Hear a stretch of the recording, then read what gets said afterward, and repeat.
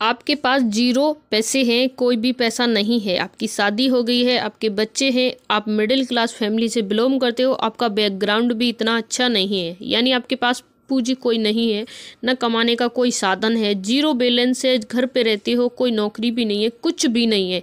आपको इस स्थिति से करोड़पति बनने तक के सफ़र में क्या क्या करना होगा, क्या क्या चीज़ें हैं जिन्हें आप सावधानी बरतने से आप करोड़पति बन सकते हैं। ये कोई फेक वीडियो नहीं है, एकदम रियल वीडियो है। इसमें कोई ऐसा गलत कार्य भी नहीं बताया जाएगा जिसे आप करके एकदम से 2 दिन में करोड़पति बन जाओ, पॉसिबल नहीं है।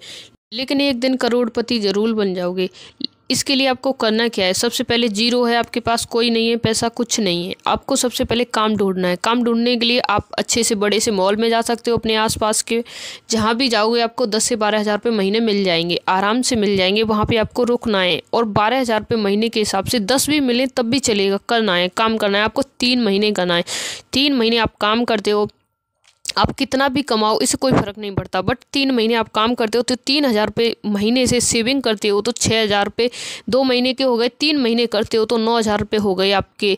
9,000 रुपये आपने सेविंग कर ली और 9,000 रुपये से आपको करना क्या है, 9,000 रुपये से आपको 4,000 या 5,000 के रुपये से आपको एक ठेला लेना है, सब्जी वाला। ध्यान से सुनना, आपको करोड़पति बनना है। पहले करोड़पति बनना है तो रोडपति बनना पड़ेगा। ध्यान से सुन लेना, जो रोड पे रहेगा वो करोड़पति एक दिन जरूर बन जाएगा। आपको वो ठेला लेना है, उस पर ठेले पे आपको मात्र 2,000 रुपये की सब्जी लेनी है।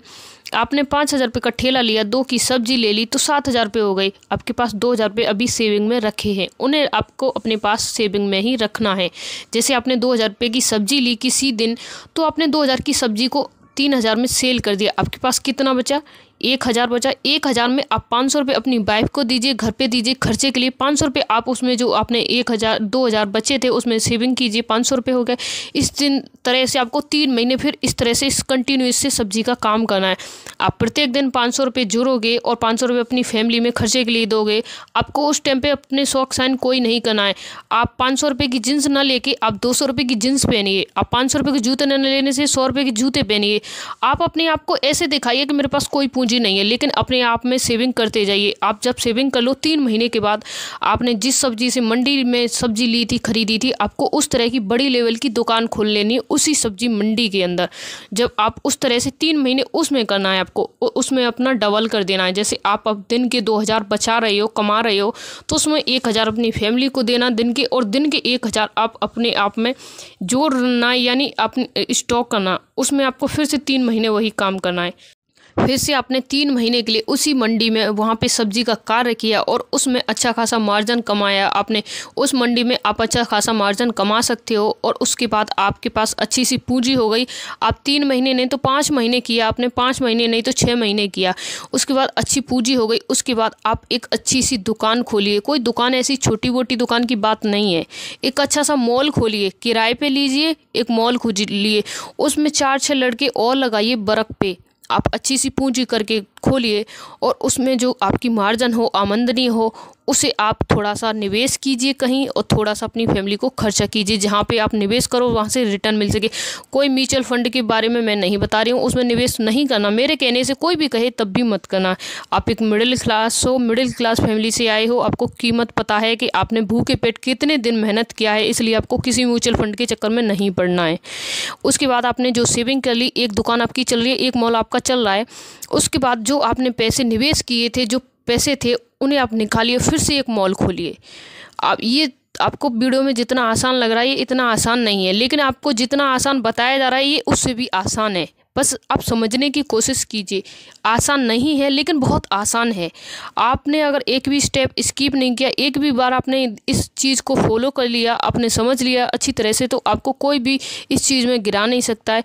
आपने उसके बाद एक और दुकान खोली, उसके बाद आपके पास 2 दुकान हो चुकी हैं, एक बंद होगी, एक में लॉस पड़ेगा, दूसरी अच्छी सी चलेगी। 2 दुकान है, उसके बाद एक अच्छा सा मकान लीजिए। उसके बाद मकान लेने के बाद आप अभी किराए पे रहिए, आपने जो मकान लिया है उसे आपको सेल कर देना है, यानी रेंट पे देना है, बेचना नहीं है। आप उसे रेंट पे दीजिए। आपको वहाँ से आपको 15-20 कमरे बनाने, 15-20 हज़ार रुपये महीने के मिलेंगे।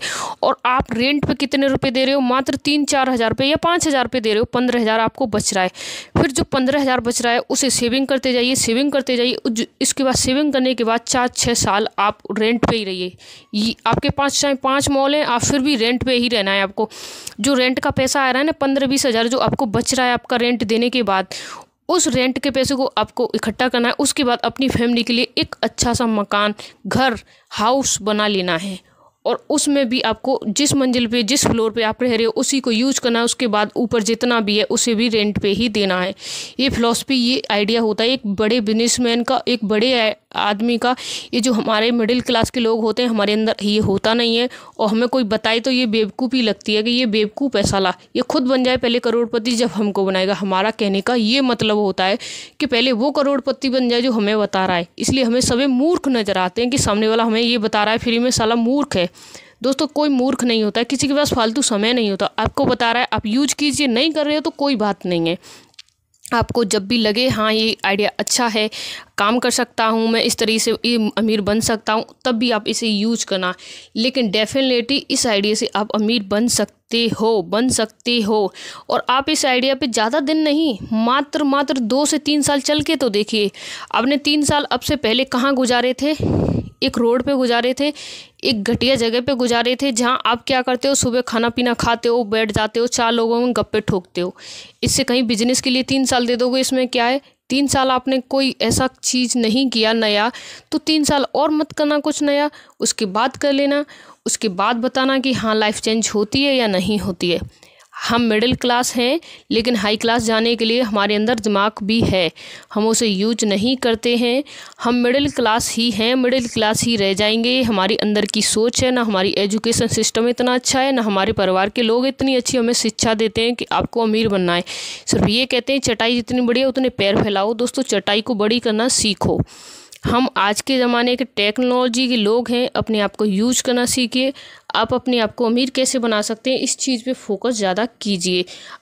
आप गरीब हो, ये ना भगवान की गलती है, ना आपकी गलती है, ना हमारी गलती है। लेकिन आप गरीब ही रह जाओ जीवन भर के लिए, ये आपकी गलती है और आपकी ही रहेगी। आपकी फैमिली गरीब है, ये आपकी गलती है। आपके बच्चे गरीब हैं,